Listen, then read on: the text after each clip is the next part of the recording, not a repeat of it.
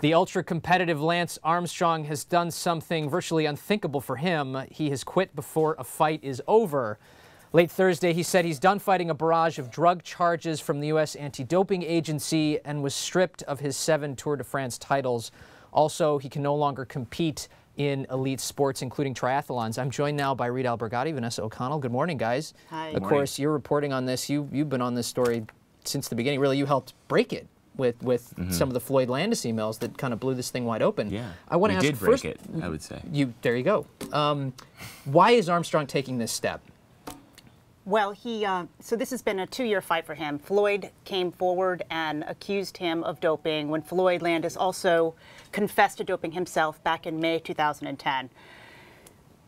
Lance Armstrong is denying that he doped. He says he passed more than 500 doping tests and he never tested positive, he says. And so now he is deciding not to fight USADA's move to strip his 7 titles because he feels the process is rigged. We want to quickly read for people at home this part of the statement that Lance Armstrong has released. The only physical evidence here is the hundreds of controls I have passed with flying colors. I made myself available around the clock and around the world.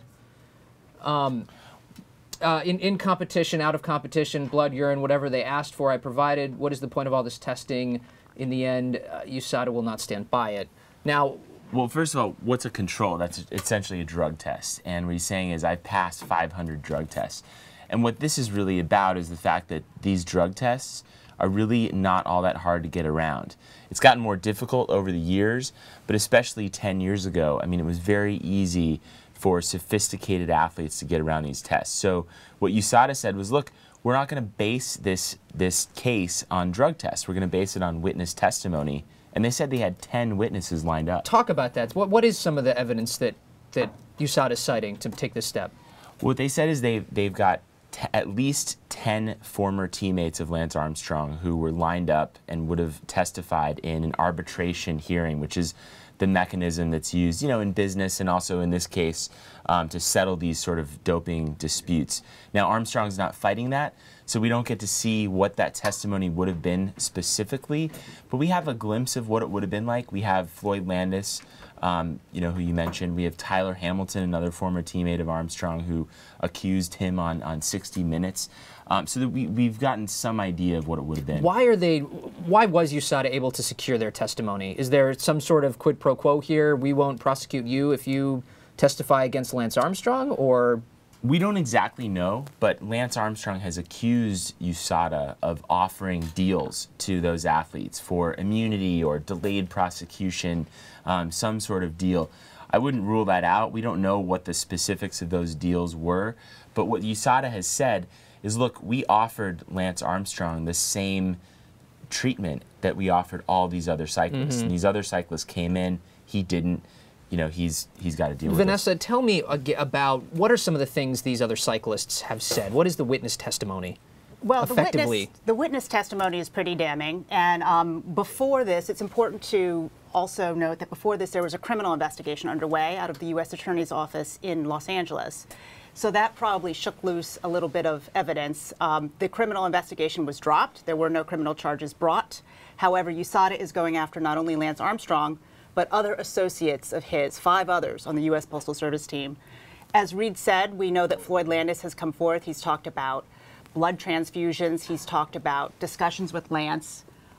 He's talked about blood transfusions literally on the back of the bus during the Tour de France. Tyler Hamilton has also come forth and talked about how when he was a member of the U.S. Postal Service team, he doped, and that Lance also doped and encouraged him to dope. So we know that those two are ready to essentially testify against Lance. There are others, though, who have given USADA testimony. USADA has not made that public.